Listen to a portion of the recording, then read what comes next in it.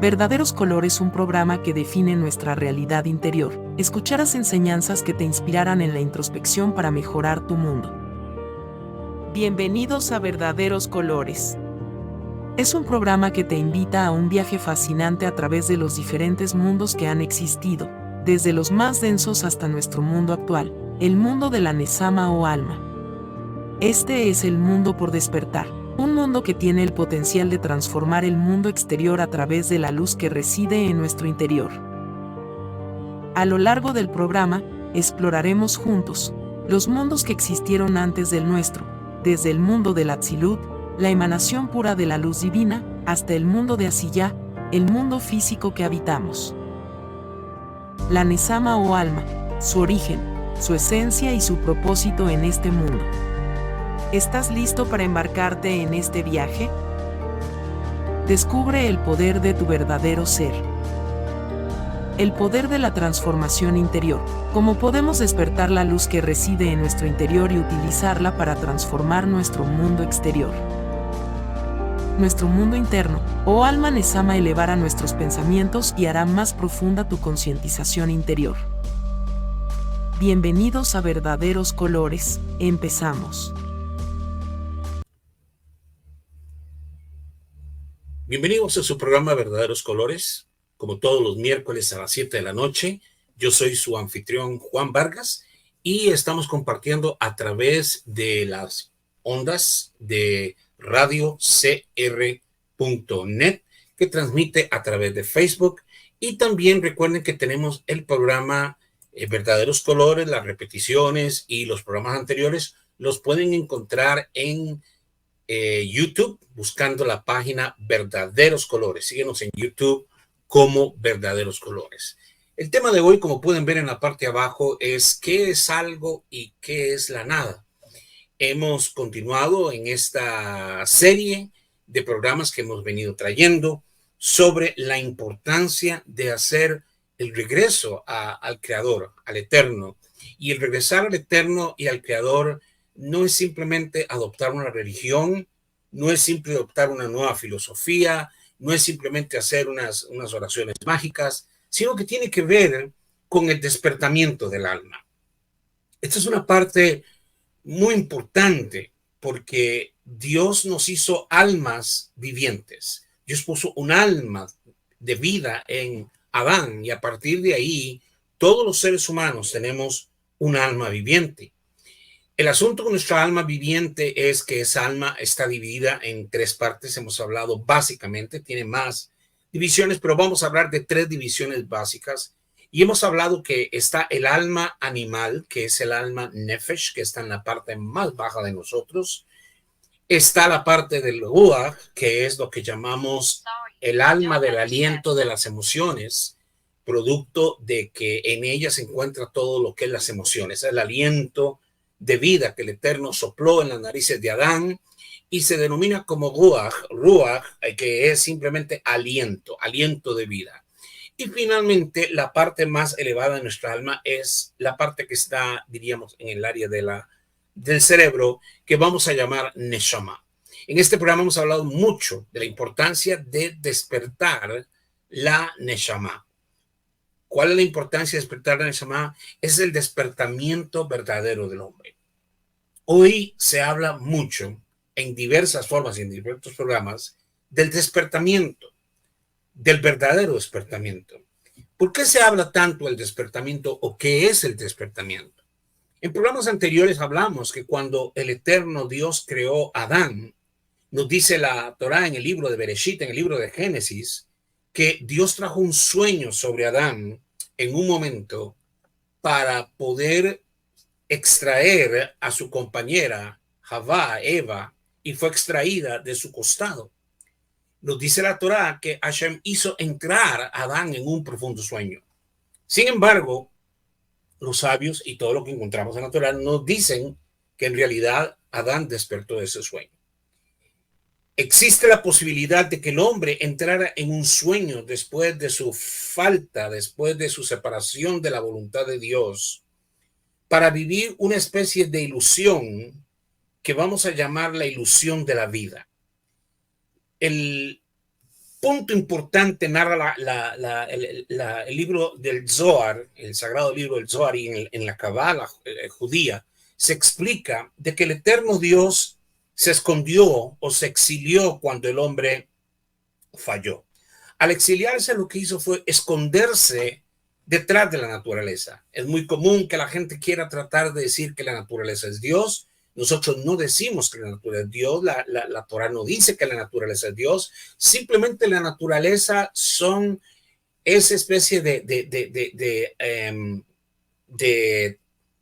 cortinas que han impedido que nosotros podamos tener la oportunidad de ver a Dios cara a cara o verlo verdaderamente. De hecho, en toda la descripción de la Torah solo hay un momento en que Él se manifiesta después del Edén, y es cuando el pueblo de Israel es llevado al monte Sinaí y se le va a entregar la instrucción divina para la vida que llamamos la Torah Emet o la Torah de verdad, que incluía la Torah escrita y la Torah oral.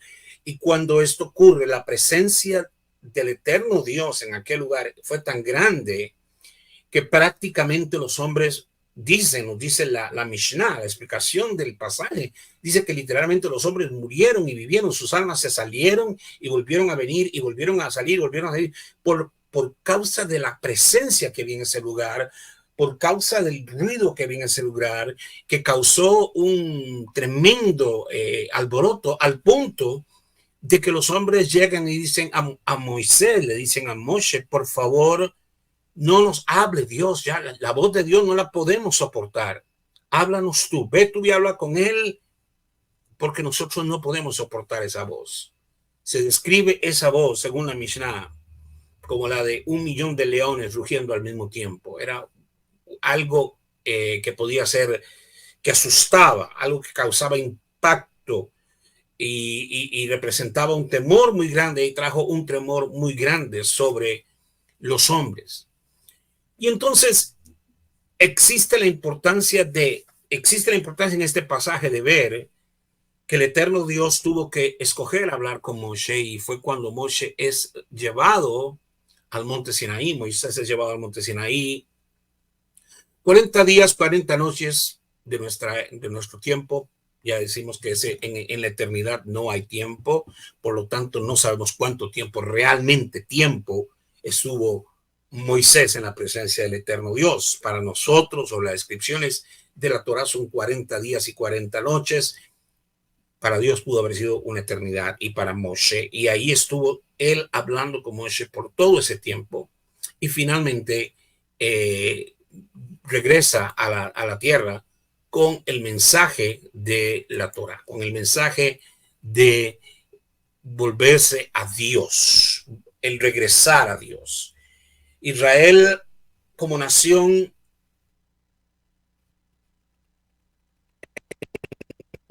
a Egipto. La palabra Mitzrayim, que es la palabra para Egipto, significa estrechez.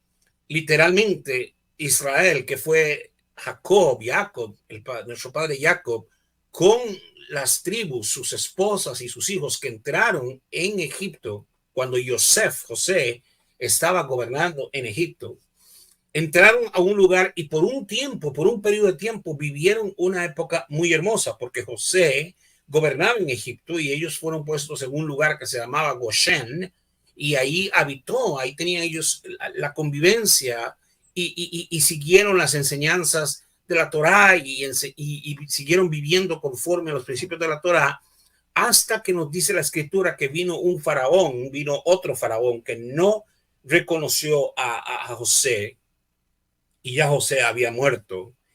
Y entonces este faraón dispuso esclavizar al pueblo de Egipto, el pueblo de Israel. Y la palabra que se usa para Egipto, Mitzrayim, es estrechez. Esa es la palabra, estrechez.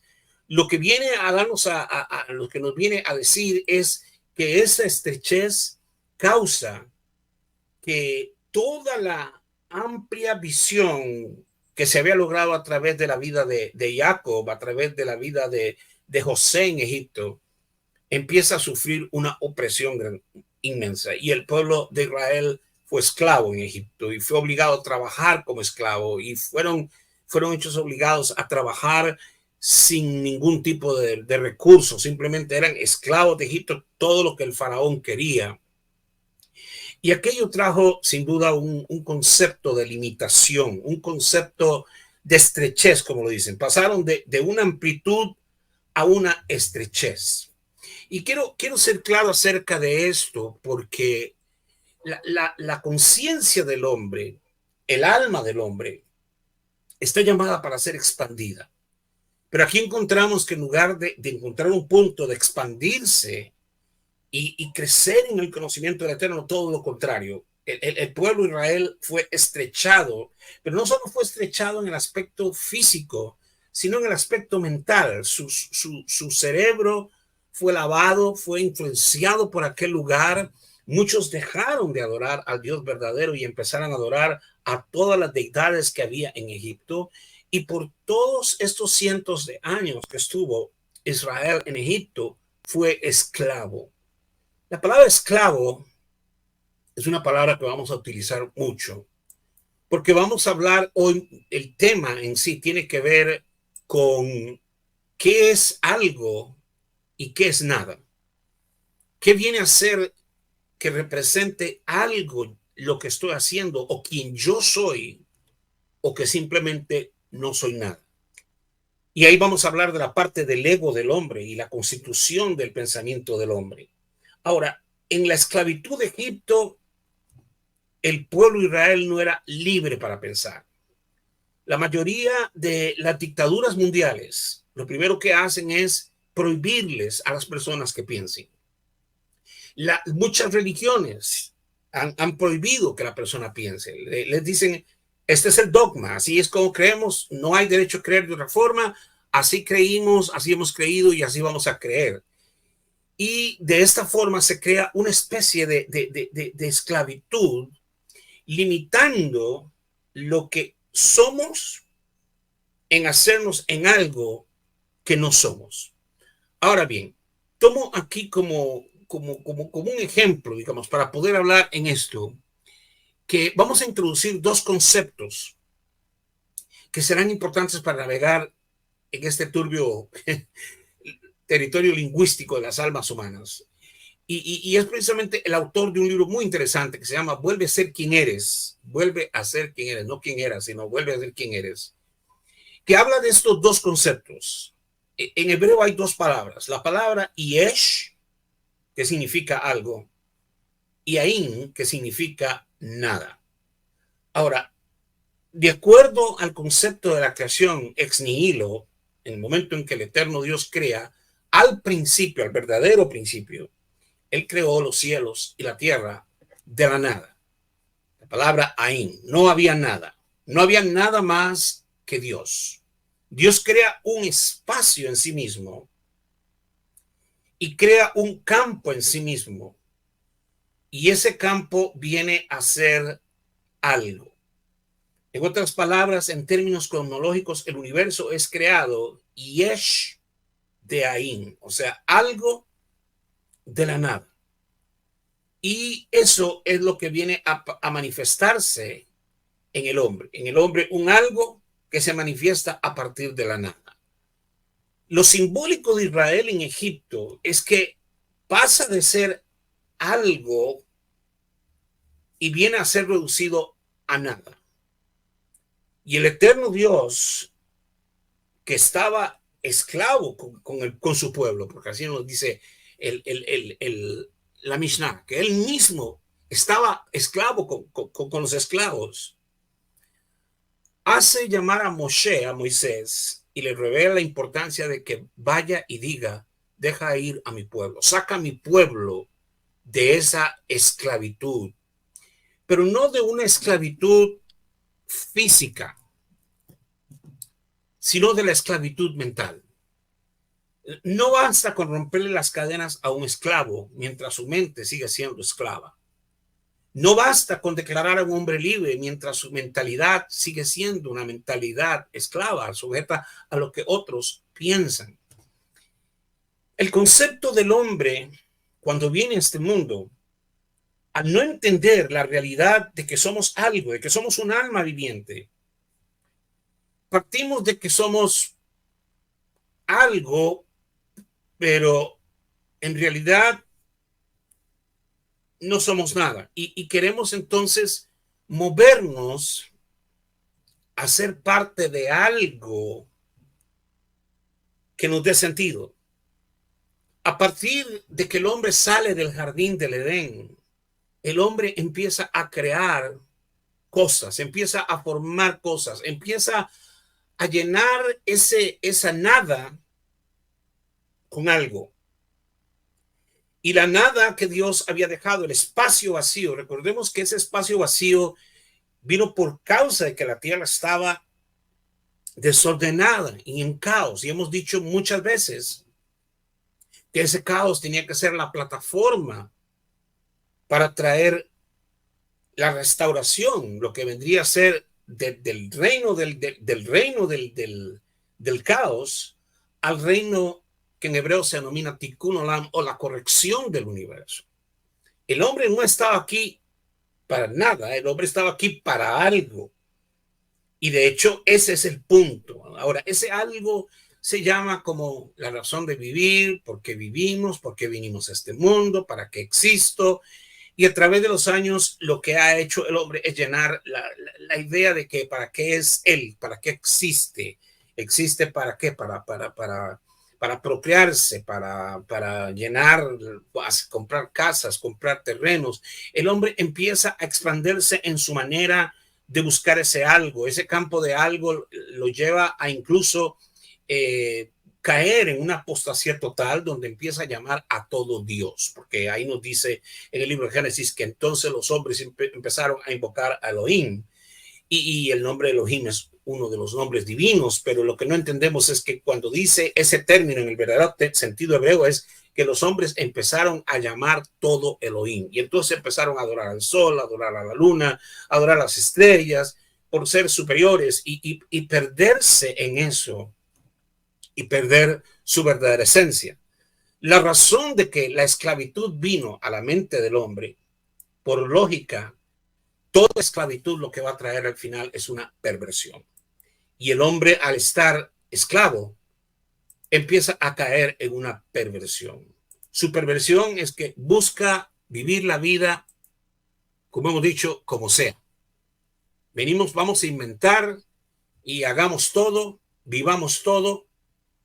No hay leyes, no hay órdenes, no existe ni siquiera religión, no existe temor de Dios. Solo habían unos pocos hombres que hablaban del temor de Dios. Pero el hombre se aparta del camino, se aleja del camino que es. Cuando hablamos del camino, estamos hablando de la instrucción eterna. El camino no es simplemente una religión o una filosofía, no, es la instrucción eterna. En el sentido estricto, el hombre estaba alejado del concepto divino y empezó a acercarse más al concepto egocéntrico, donde el alma debía haber prevalecido y lo que prevalece es el ego. Y bien, el ego no es algo malo. Es más, no podemos definir el ego como algo negativo ni positivo, porque el ego es bueno para algunas cosas, es parte de nuestra vida. Pero cuando el ego se convierte en un Dios y se convierte en el centro, eso hace que el hombre se crea Dios. Y al final, esta es la verdad. Al final, el hombre empieza a creer que no hay Dios, que todos son Dios. Y lo que hace es empezar a traer sobre su vida destrucción moral, sobre la familia, sobre el mundo. Y en lugar de hacer la reconstrucción, el tikkun olam, mejorar el mundo que estaba ya dañado por causa de la destrucción de los planetas anteriores, el hombre más bien llega a caer en su estado depravado, al punto de que la Biblia dice, la Torá dice, que el pensamiento del hombre era solamente para el mal. Y esta parte va más allá de lo moral. Cuando el hombre, sus pensamientos solamente se dirigen hacia el mal, quiere decir que no había balance en su vida. No había un balance en su vida. Su único camino era el camino del mal. Y todo lo que empezaron a hacer fue para satisfacer su ego, la vanidad de su ego, los deseos de su carne. Entonces, el estado del alma llega a estar en el estado más bajo, el estado animal. El estado del nefesh o el estado del alma animal es un estado que solo piensa en comer, beber, divertirse, tener sexo, disfrutar. Todo es placer, placer, placer, placer, sin ningún tipo de restricción, sin ningún tipo de limitación. Algunos consideran que esa es la verdadera vida, la vida del, ¿cómo se llama? Del placer por el placer mismo. Y eso es lo que el hombre experimentó. Empezó a experimentar todo tipo de placeres, diferentes placeres. Y ya lo hemos explicado muchas veces, de cómo vino a haber tal declaración que Dios dijo, no, yo tengo que destruir esta generación. Esta generación es terrible, se mezcló con ángeles que vinieron y tuvieron relaciones con las mujeres. La situación había caído en su estado más bajo de caos hasta ese punto.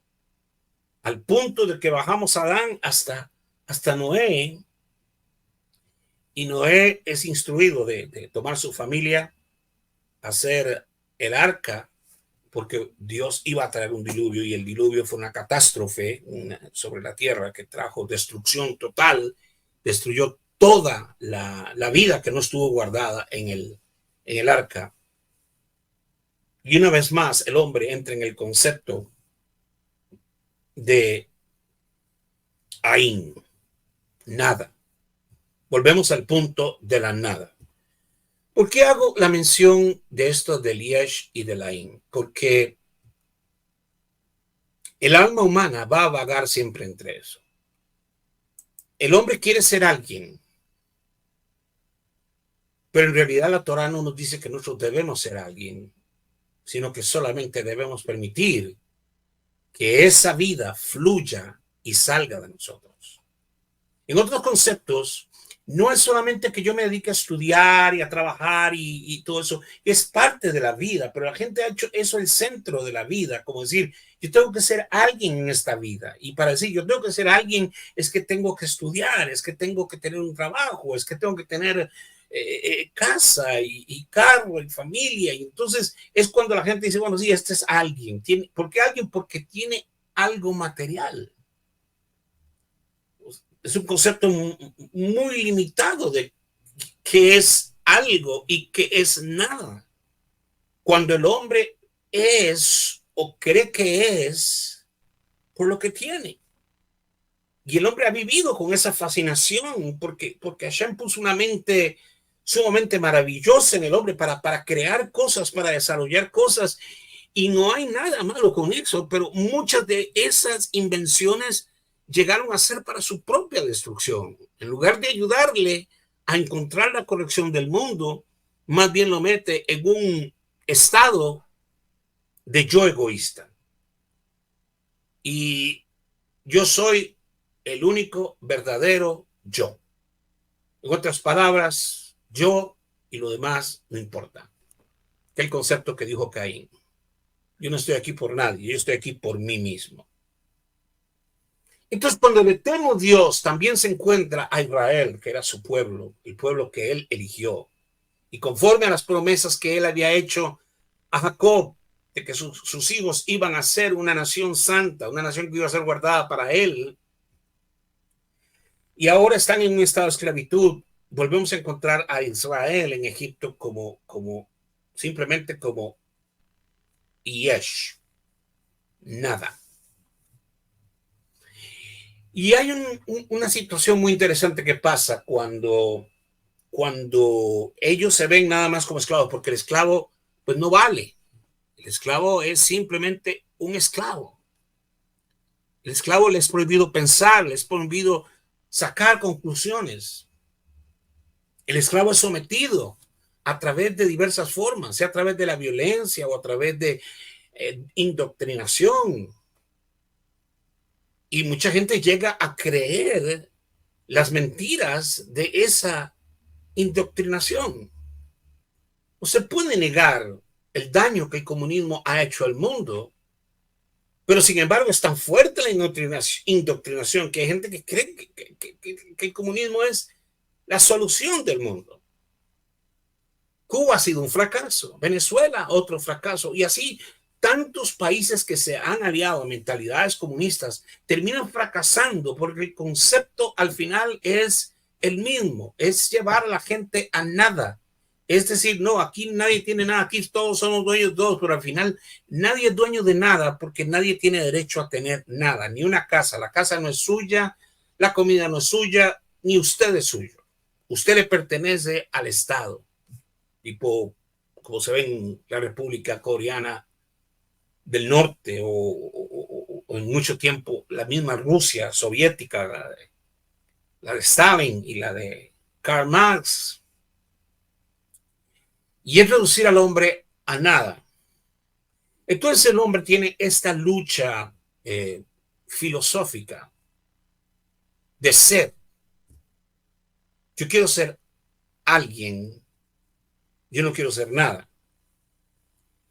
Y desde que nacemos, ese es el concepto. ¿Cómo soy alguien? Bueno, soy alguien a través de probarme que yo puedo ser alguien por la identidad que parte no del yesh, sino de la otra parte, que es la parte limitada, finita, de lo que es el algo. No del nada, sino del algo.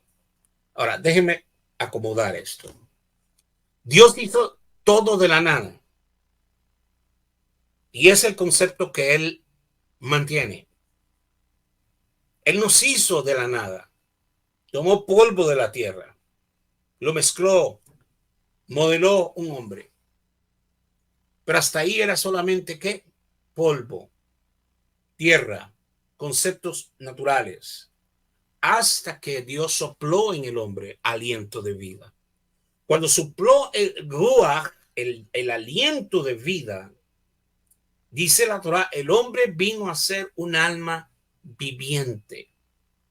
Pasó de ser tierra, nada, o solamente tierra, a ser alguien que tenía una inspiración divina. Dios puso una inspiración divina en el hombre. No solamente le puso un alma, pero el alma era un aliento de su propia vida. Era Dios mismo siendo puesto dentro de la vida del hombre. Lo que entró al hombre fue la misma naturaleza divina. Y el hombre podía tener una elevación grande a través de su ruach, que si lo llegaba a conectar todavía con la parte más alta de su neshama, iba a alcanzar conocimientos y cosas maravillosas. Pero el hombre degradó, en lugar de subir, bajó.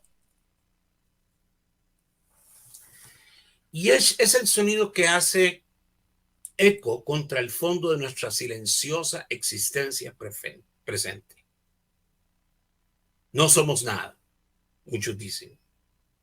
Y los esclavos le decían, no eres nada. Entonces el sonido que oímos es yesh. Ese silencio en nosotros es el ain. Y yesh es lo que resuena en la vida del hombre porque se aleja de su creador. Entonces yesh, que es nada, quiere llegar a ser algo. Y no el entendimiento de qué es algo y qué es nada. Vamos a replantear esto para poderlo entender de nuevo. Estos dos términos son términos bíblicos, toráticos, del principio de la vida del hombre, y tiene que ver cómo el hombre, cómo Dios, primero que nada, cómo Dios eligió la vida y cómo Él hizo que nosotros viniéramos a hacer algo a partir de la nada. Pero si escogemos simplemente ser nada, nos quedaremos en nada. Y ahí entra la parte que tenemos que llevar esa elevación. Nos ponemos en contacto con nuestra vasta entidad de Ain cuando estamos por entero en un momento amorfo que se despliega constantemente en nosotros, sin poner etiquetas ni opiniones, sino que apenas estamos escuchando en profunda quietud. Cuando el hombre decide reducirse a la nada y decide escuchar la voz de su alma, es cuando el hombre despierta. Ese es el milagro que se produce interiormente, que no es una cosa tanto así como dice ahora chasquido de dedos, sino que es importante que mientras ahí es nuestro nivel de ser más profundo, viene a ser la parte de nosotros también para no rechazar la otra parte, que es la esencia, porque ambos vienen a traer la verdadera constitución. El hombre es algo a partir de la nada, no nada a partir de algo. El hombre ha corrido para buscar el algo, el existencialismo. La razón de vivir es que yo sea alguien, algo, que logre algo. Vamos a hacer una torre que llegue hasta el cielo, aquella inclinación de construir la famosa torre que se denomina la Torre de Babel, que muchos han oído la historia de la Torre de Babel, de los hombres que se unieron porque iban a hacer una torre que llegara al cielo. Vamos a hacernos un nombre, vamos a hacernos famosos. Ese concepto es lo mismo, el concepto rígido que hay en el hombre, de que el hombre tiene que hacer algo para ser alguien. Ahora, no estamos sugiriendo aquí ninguna forma de que entremos en una vida de pasividad y nos vayamos a meter en una cueva y digamos, bueno, yo no soy nada, no. Pero resulta que yo tengo que partir de que no soy nada para permitir que el algo venga a mí. Dios creó el universo de la nada. No había nada. Y Él hace el espacio para crear algo. Ese es el ex nihilo que se llama de la creación, que tenemos que ponerle mucha atención, porque si nosotros no entendemos que el principio es la nada y que a partir de la nada es que va a surgir algo, como así fue la creación. De la nada Él creó todo. De la nada Él hizo todo. Lo que va a hacer es que el hombre huya a una realidad que lo va a atormentar, a tratar de esconderse en una especie de esclavitud. Y Dios sacó a Israel de Egipto, y les voy a decir, le tomó el tiempo de un transcurso de 48 días de viaje, 49 partiendo casi al principio, para que Israel pasara por lo que vamos a llamar las puertas del conocimiento de su ser, que en el término hebreo se llama la puerta del Omer, que son 49 días que ellos tenían que contar el Omer. Ahora, ¿qué era contar el Omer? Bueno, el Omer era una medida. No, ¿qué sentido tiene? No. Pero lo que estaba diciendo es que cada Omer era una porción del hombre que tenía que empezar a instruirse o encontrarse a sí mismo. Y el hombre empieza a buscar, no afuera, sino adentro, su medida. Y su medida iba a ser esos 49 días en que su alma iba a ser tratada para refinarla, para que al final de ella llegara a ser capaz de recibir la Torah. Entonces, 49 días, 49 años, 4.900 años, 4.900.000 años,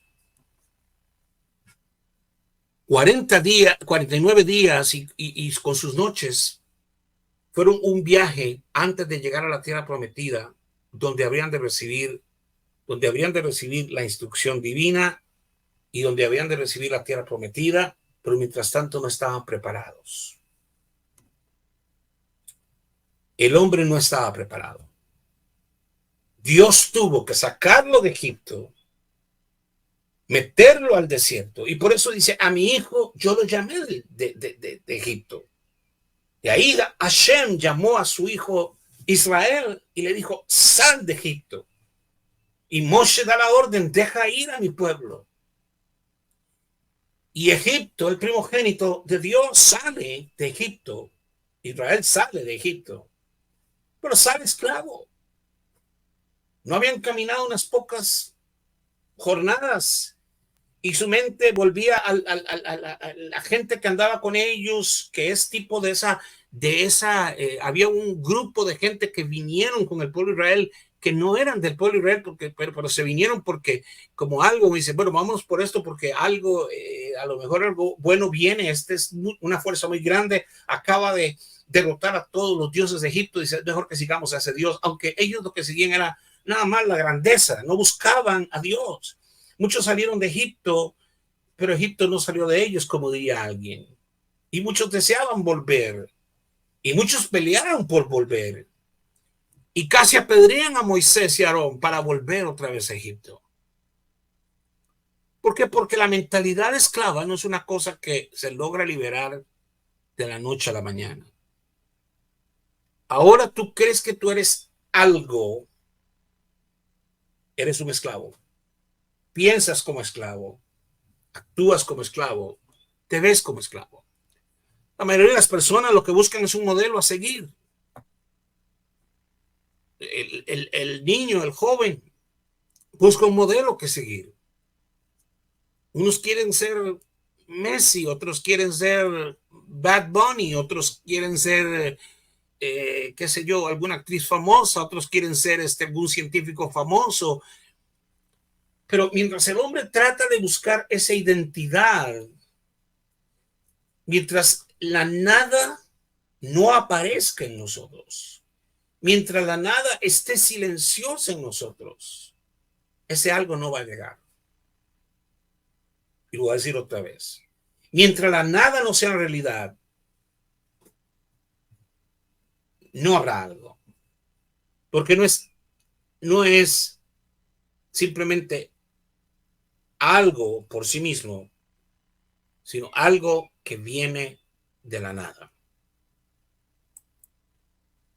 Cuando el hombre trata de huir a la realidad que lo atormenta de muchas formas, es porque ha adquirido personalidades que no son las de él. Lo explicamos en el programa pasado, lo que nos decía Nietzsche. De tanto ver monstruos, terminamos convirtiéndonos en monstruos. La influencia del cine, de la televisión, de la filosofía, mucha gente llega a tomar esto como su comida, como su alimento y les dicen, eres un monstruo, y dicen, sí, soy un monstruo, eres un animal salvaje, sí, soy un animal salvaje, y aceptamos todo tipo de conductas y aceptamos un montón de cosas, aunque vaya contra la naturaleza. Increíble es que vayamos hasta contra la misma naturaleza que la ciencia nos explica para probar nuestro punto. Y psicólogos y gente de ciencia le dan razón. Oímos de un matrimonio, una mujer con un árbol. Bueno, pues si la mujer se quiere casar con un árbol, que se case con el árbol. ¿Cómo es eso? ¿De dónde sacamos esas teorías tan extrañas? Vienen de la esclavitud mental. Mientras el alma esté amarrada, esté limitada, y eso fue lo que el desierto hizo con Egipto. El desierto duro, el caminar, el enfrentarse a sí mismos, el verse como eran criticones, habladores, con deseos malos, y empezaron a encontrarse con sí mismos a través de estos días que caminaron en el desierto. Empezaron a darse cuenta quiénes eran ellos, y esa es la parte que hoy el mundo no quiere. O sea, porque nadie quiere la parte, el desierto es, si el desierto lo tenemos que poner el antítesis de Egipto. Misraim significaba esclavitud, el desierto significaba amplitud, pero no solamente es el placer y el placer y el placer, como la gente hoy busca. Quiero placer y placer y placer, y termina un placer y viene otro placer y viene otro placer y viene otro placer, sin ningún tipo de fundamento. En otras palabras, algo, algo, más algo, más algo, más algo, más algo, sin que llegue a entender también ni nada. A entender el vacío que hay en mí y que lo único que estoy haciendo es cerrando mis oídos y cerrando mis ojos y todo para no oír, porque no quiero oír, no quiero escuchar. Es importante ver que Dios dice, voy a sacar a mi hijo y lo voy a llevar al desierto. Me lo voy a llevar al desierto. Lo voy a llevar, la palabra en inglés es wilderness, donde no hay nada, no hay nada, para que vuelva a encontrarse con su nada. ¿De dónde salieron? De todo. ¿Qué había en Egipto? Universidades, edificios, dioses por millones, brujería, toda clase de placeres. Egipto en su momento era la capital del mundo. Y el poder que había ahí no era cualquier poder. Y Faraón no era simplemente un hombre. Faraón era un dios. Y el esplendor y la gloria de Egipto y todas las cosas. Y de un momento a otro decirles, para el desierto. ¿Y qué había en el desierto? Nada. Es importante la transición a veces de nuestro ego de algo a nada. Porque cuando volvemos al reencuentro con la nada, que es donde Hashem realmente está, entonces Él puede hacer algo de la nada. Yo podía haberme quedado en Egipto con las mejores universidades, los mejores profesores. ¿Para qué iba a salir de la Nueva York, de la París, de aquel tiempo, donde había de todo? Es fascinante, por ejemplo, conocer la ciudad de Nueva York, es una ciudad fascinante. Me tocó vivir unos años en la ciudad de Nueva York y la ciudad de Nueva York no te deja de impresionar, no puedes llegar a ver todo lo que hay porque son teatros, museos, espectáculos, comidas. Nueva York es una ciudad increíble. Es más, Nueva York es una ciudad que ni siquiera podríamos decir es Estados Unidos, es diferente a todos Estados Unidos porque Nueva York tiene su propia amalgadura de cosas, pero para llenar el ojo. Edificios grandes, inmensos, automóviles. ¿Qué decir si vamos a otra meca como Hollywood con sus artistas y la gente se siente que se desmaya cuando aparece tal artista o tal actor? Fascinados por los dioses de este mundo. Y al final lo que hacemos es copiar. Y muchos hoy no tienen ni su personalidad, no son algo, son nada. Pero han agarrado algo para tratar de mostrar que son algo o alguien. Algunos hasta tienen el valor de asesinar personas para tratar de ser alguien, o sea, con tal de hacerse famosos, hasta quitarle la vida a otros seres humanos, con tal de que su nombre este fue el que mató a John Lennon, o este fue el que asesinó a Martin Luther King, o sea, Gente que es capaz en su misma vaciedad de creer que aún eliminando otras vidas es cuando más tiene realidad su vida. Y valemos por la ropa que tenemos. ¿Qué marca es tu camisa? ¿Qué marcas son tus pantalones? ¿Qué tipo de carro tienes? ¿Qué lugares frecuentas? ¿Dónde vas el fin de semana? ¿Cuáles restaurantes has visitado? ¿Cuáles platos has comido? ¿Cuáles ciudades has visitado? ¿Cuáles países has visitado? Y eso es lo que nos hace ser algo.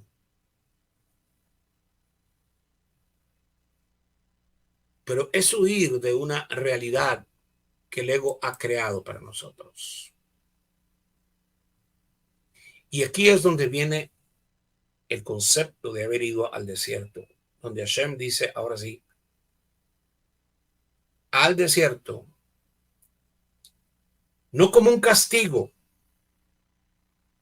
sino como una formación. Hoy, tristemente, nuestra humanidad no quiere ningún tipo de incomodidades ni sufrimientos. Tenemos que tener aire acondicionado en el carro porque si no nos ahogamos, aun cuando no haya necesidad de aire acondicionado. Necesitamos ciertas condiciones, si no, no puedo, porque yo necesito el teléfono tal para sentir que estoy bien y la marca de la pantalla tal, la ropa. Volvemos al punto, nos cerramos simplemente en algo que no es nada. Mis queridos oyentes y televidentes, este es el programa Verdaderos Colores. Síganos en YouTube, ahí pueden ver información, nos buscan por Verdaderos Colores y recuerden que estamos aquí cada miércoles a las 7 de la noche por radiocr.net. Vamos a terminar resumiendo un poquito de lo que hemos hablado. Nos dice que Dios creó todo de la nada. Y de ahí hemos partido. Todo de la nada. Entonces, en lugar de llenarnos, parece que lo que importa es que nos vaciemos. Yo creo que vivimos en una sociedad que está muy llena. Creo que vivimos en una sociedad que está llenísima, llenísima de todo. Llena de comida, llena de comodidades. Puedo saber que hay países que no los tienen, que hay países que viven pobrezas muy terribles, pero una gran parte del mundo, la gran parte del mundo que se queja más, la gran parte del mundo que da más problemas, no está en los países que están sufriendo hambre, no está en los países que están teniendo dificultades, no, viene de las grandes ciudades, viene de Estados Unidos donde los muchachos se quejan porque tienen demasiado. Los países de Latinoamérica que han caído en el mismo modelo, protestando, ¿qué? Cuando algunos ni han empezado a trabajar y ya están cansados, no han ido un día a trabajar y ya están cansados. O necesitan esto o aquello y si usted se da cuenta, las quejas no vienen de esos países que verdaderamente tienen grandes problemas, hambre, necesidades, sino más bien viene de los que están llenos de sí mismos, porque queremos vivir el mañana y el ayer y el hoy. Pero el único momento es ahora, es en este momento. El salir de la mentalidad de Egipto es no simple aceptar todo lo que nos están diciendo como verdaderos. Algunas veces estamos repitiendo cosas como, dirían por ahí, como loras, sin ni siquiera analizar, sin ni siquiera pensar. Siempre creo que el hombre fue hecho con una mente para pensar, para debatir. Debatir no está mal y preguntar no está mal. Si se hace la pregunta correcta en la forma correcta, ¿por qué no vamos a poder preguntar? Aún a nuestros padres, en una forma respetuosa, podemos preguntar. Y los padres también deberían respetar a sus hijos en darle las respuestas de lo que están preguntando. Si un hijo tiene una pregunta, merece una respuesta. Si un ciudadano tiene una pregunta acerca de lo que está pasando, merece una respuesta. Si un creyente de su religión dice, bueno, es que esto no lo entiendo, no me suma, no me calza, no pienses, es un dogma, hay que aceptarlo. Pero en realidad Dios no nos hizo así, nos hizo seres pensantes, pero no tan solamente para repetir cosas porque es popular decirlas, porque mucha gente está en lo popular y muchas veces pensar nos lleva a la impopularidad, todo lo contrario. Entonces, en lugar de estar pensando, estamos simplemente repitiendo y estamos perdiendo el sentido de las cosas. Tiene un valor de que yo piense. Aquello de que primero pienso y luego existo, tiene su realidad. No puede haber una existencia si no tengo una conciencia, pero ¿qué tipo de conciencia estoy teniendo? Dios me dio una conciencia divina con capacidades increíbles para desarrollar cosas increíbles. Hombres que se han dedicado y mujeres a darle a este mundo cosas tremendas, logros, premios Nobel que le han dado medicinas al mundo, le han ayudado con máquinas para mejorar la existencia del hombre. Pero por el otro lado están los ¿cómo se llaman? Los que solamente destruyen. Entonces, esta parte es vital hoy para nosotros. Quiero agradecerles que estén con nosotros y saben, en realidad seguimos preguntando para seguir encontrando una respuesta, que es el despertar del alma.